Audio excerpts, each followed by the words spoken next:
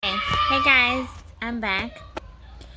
I wanted to share with you guys that I'm writing another book. It's in the beginning stages, and I like to take my time when I'm working on something because I want it to be authentic, and I'm authentic, and I want it to be me. And the book is gonna call The Life of Rosa. And I really don't want it to be like about me and or like my success.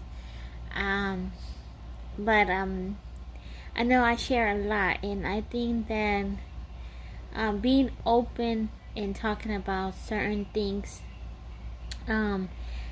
is writing to me is like therapy, guys. Like when I write, it's like my therapy. Like I could express how like it just comes to my mind, and I just write, and that's like my therapy. That's like my therapy is when I write, and when I do these videos, like it's my therapy, like it's my comfort zone. Is where like I could be myself, and I know that I can help someone, talking about something that is bothering you. You really feel a difference when like you talk about it, even though like if you're in front of the camera, and like but there's somebody else that is looking at you like, wow, I didn't know that she was going through that. I'm going through that too. And so I tell people that you're not alone. Like you have a friend in me. I like to talk about different subjects because I think that we have to be aware that bullying does happen in schools, and that this is not acceptable to bully anybody. And then you have like sexual abuse and all that. And really is that I like telling my story because I know that it not only happens to women but also to men. Men can be victims of sexual abuse by their partners, not just female. So just because I'm a female doesn't I exclude male my male counterparts, because no, like men can, they just don't admit that they are sexually abused like woman is. And I think it goes for both. Like don't be afraid to speak up, because your voice can be heard, and that's why I like using this platform, is that to speak about certain things. And so yeah, so I'm writing my book, and I was working on my computer today, guys. And I from the very beginning, when I was starting writing my book, I would save it there on my computer. And I was like, wow, and I was like, can't believe it. I was like, well, and I started on like 6 chapters, so 6 chapters there. So I'm excited for this, new chapter in my life, guys. And I think in 2 weeks I take my test for certification. So I'm excited for that. Yeah, so I'm just gonna take my time. Like I'm not gonna rush because I have a really lot going on. So I'm gonna be busy like before taking the test. So I just want to take my time, and next month I'm gonna be really busy because I graduate on the 17th. So I'm gonna be really busy. So yeah, so now that I'm in school, guys, I'm pretty busy. I'm babysitting again, so it's very hard for me, like I said, to do a video because my niece and nephew, they're up during the day. And so yeah, if you guys are commenting on my last videos, like I said, is my comments are disabled. I was able, guys, to finish yesterday the trial of Gabriel Fernandez, and my opinion is that DCFS, they failed him. The social worker failed him. The Los Angeles County Sheriff Office they failed him. And then after his death, there was, I think, two more deaths. Anthony Avalos and Noah Watson, and now Isaiah, the little boy. I think this happened last year. The little boy is from, I think he was from, I don't remember. He was on a camping trip. He was from Arkansas. Yeah, he was from Arkansas. His dad raped him with a stick. I think that, and I think that same scenario as Gabriel's as well.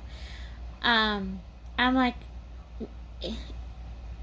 well, I cried, you know, parts of when I was watching the series. It's like, how can, you know, and his brother, and sister, they were older than him. I guess they testified, and when they talked to the detective, they said that when the social workers came, the parents, Pearl and Isario, would, Isario, I'm gonna say it in Spanish, Isario, they hid him in that box because they didn't want the social worker to see him. And I think that is like, I'm thinking is, did the neighbors hear anything? They had to hear, because, and part of the series is his apartment number was 8, as you can tell in the series if you guys watch it. It was number 8, so it was upstairs. So I could imagine is the neighbors had to hear when they were beating him. Why couldn't they do anything? You know, maybe I can understand. Maybe they were scared.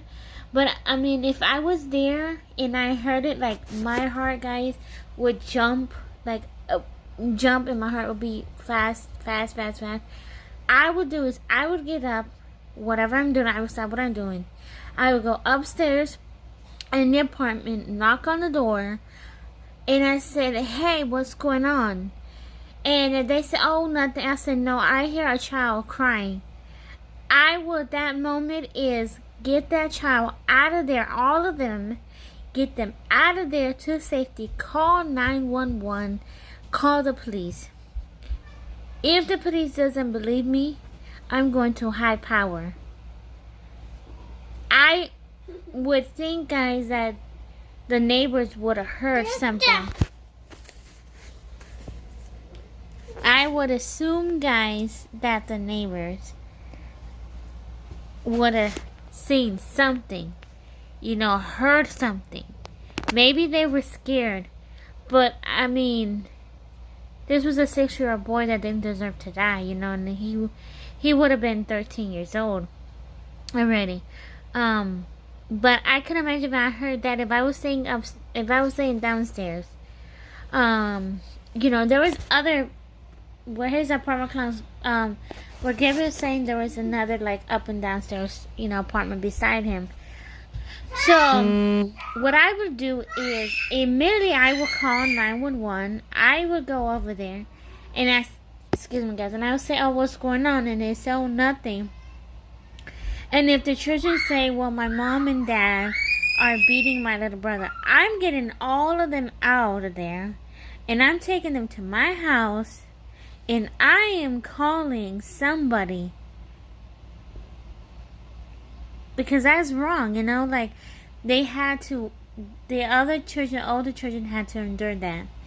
And I think that, you know, if you're a mandatory reporter and you are seeing that a child is being abused, speak up. Is, you know, like I said in my last video, is your conscience will be, you know, clean.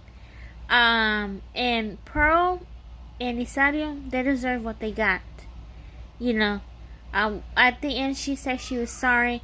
Well, if you were really sorry, you would leave your boyfriend, whatever you said that your husband, you would leave him, and you would take your kids, and you would go to a women's shelter in Los Angeles, or whatever, in Palmdale. No. And what breaks my heart is that they did it because they thought that he was gay. And all he wanted was love. Like, you know, like, I say this is children are a blessing from God. It doesn't matter what they are. If they're gay, it doesn't matter. You should not judge. That is their lifestyle.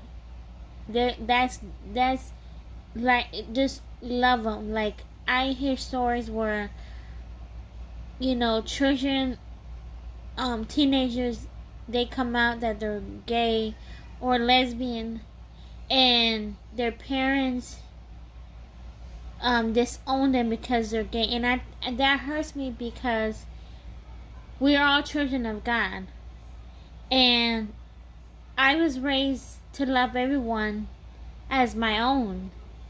And now that I go to church, I was taught that to love one another, to love everyone, you know, the same, and not judge, you know. So I don't judge people, you know. That's your preference. That's how you want to live.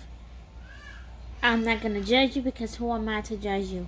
I can't judge because I'm not perfect. Only God can judge. So there's a lot of, you know, Christian people are gonna say, oh, it's abomination, like this and that, and they're going to hell. And, you know, I don't like to be religious, but the thing is, like, if your child says that they're gay, love them regardless. Pray for them, you know. Pray for them. You can't say, oh, I'm gonna pray for you, that it'll just be a phase, you know. Just pray for them. And I like seeing stories where parents accept the children, if they're gay, lesbian, whatever, bisexual. I love that, because they're loving parents. They're understanding. Like, they will never disown their parent, you know. They will never disown, you know, their children. And I think that, you know, society has a way of, like, oh, gay is a sin, and this and that. Like, I know in the Bible it says, and I don't like quoting the Bible, and it says, yes, it's a sin to marry men and marry women. But the same sense is that if two people are happy, you know, loving the opposite sex, so be it, you know. Leave them alone, and, you know, don't bother them, you know. They're not bothering you, do not bother them. Yeah. So another thing I want to talk about, guys, is I ordered something from Avon. I placed the order yesterday, so I think it should be coming not tomorrow, maybe Saturday or Sunday. So once I get it, I will do a video for you guys. I also ordered something from New York & Company. So once that comes in, that's coming Tuesday. So when that comes in, guys, I will do a review on that as well, guys. Yeah, I know, guys, it's weird for you guys to see me at this time. Probably around where you guys are, it's probably gonna be morning. So make sure you guys give this video a thumbs up. My comments are disabled, so you cannot comment on my videos. On my old videos, you can, but like my newer ones, I think you can, but like my comments are disabled. So I hope you guys enjoy the rest of your evening. I will let you guys go. Excuse the messy hair, guys. I will let you guys go until next time. Peace out.